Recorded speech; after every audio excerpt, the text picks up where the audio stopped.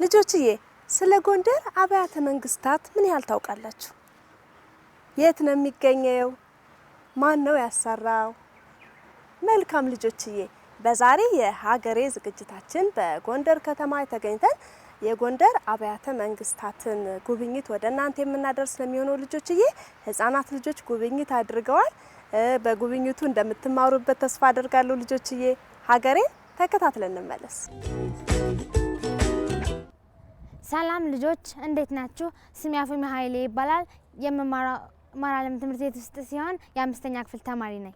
ዛሬ ከጎንደር ከሚገኙ አብያተ መንግስታት መካከል የአፄ ፋሲል ቤተ መንግስት አስጎበኛችኋለሁ። ተከተሉ።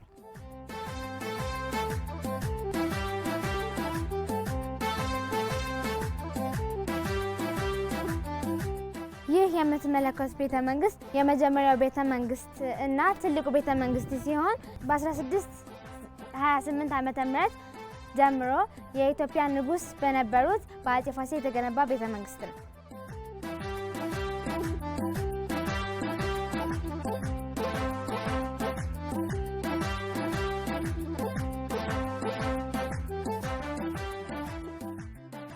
ይህ የምትመለከቱት ቤተ መንግስት የመጀመሪያውና ትልቁ ቤተ መንግስት ሲሆን ከ1628 ጀምሮ የኢትዮጵያ ንጉስ በነበሩት አፄ ፋሲል የተገነባ ቤተ መንግስት ነው።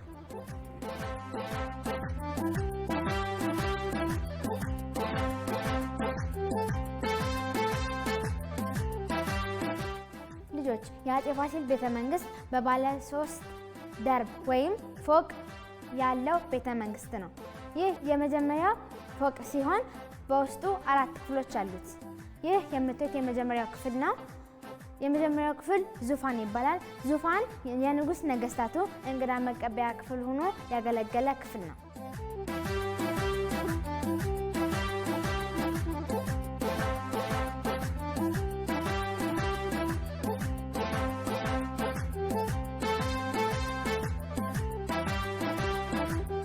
ይህ ሁለተኛው ክፍል ሲሆን የወንዶች እልፍኝ አዳራሽ በመሆን ያገለገለ ሲሆን ንጉሱና መኳንንቶቹ ራት ሲገባበዙበት የነበረ ክፍል በመሆን አገልግሏል።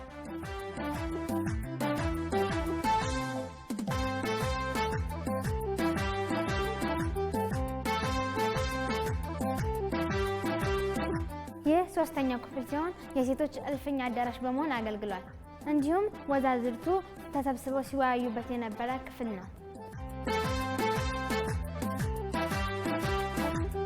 ልጆች ይህ የምትመለከቱት ደግሞ በሴቶችና በወንዶች እልፍኝ አዳራሽ መካከል ያለ የእሳት ማንደጃ ሆኖ አገልግሏል። እንዲሁም ልጆች ይህ የምትመለከቱት የእሳት ማውጫው በላይ ሆኖ የሴቶችንም የወንዶች እልፍኝ አዳራሽ እያሞቀ ጭሱ በላይ ወጣ ነበር። በዚህ ክፍል ውስጥ ደግሞ አራተኛውን ክፍል አሳያቸዋለሁ። ተከተሉኝ። ይሄ ክፍል ምን ይሆናል ልጆች? ልጆች ይህ የምትመለከቱት ክፍል ደግሞ የንጉሱ ልብስ መቀየሪያ ክፍል ሆኖ ያገለገለ ቤት ነው።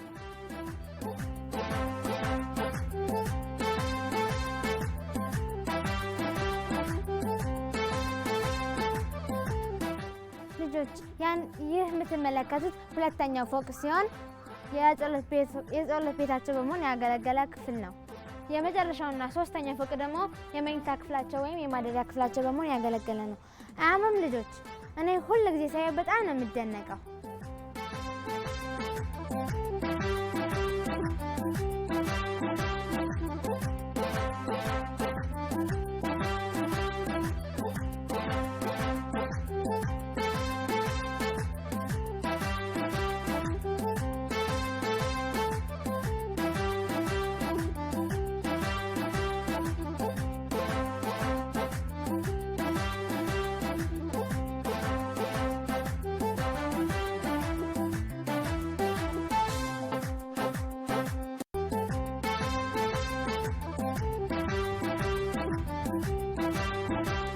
ልጆች ከአፄ ፋሲል ቤተ መንግስት በተጨማሪ በዚህ ግቢ ውስጥ የአፄ ዮሐንስ፣ የአፄ ኢያሱ፣ የአፄ ዳዊት፣ የአፄ በካፋ እንዲሁም ደግሞ የእቴጌ ምንትዋብ ቤተ መንግስት በዚህ ይገኛል።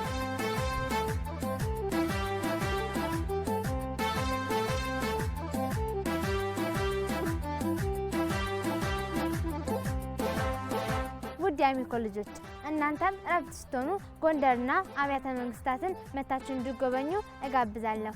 ሰላሙን የአሚኮ ልጆች።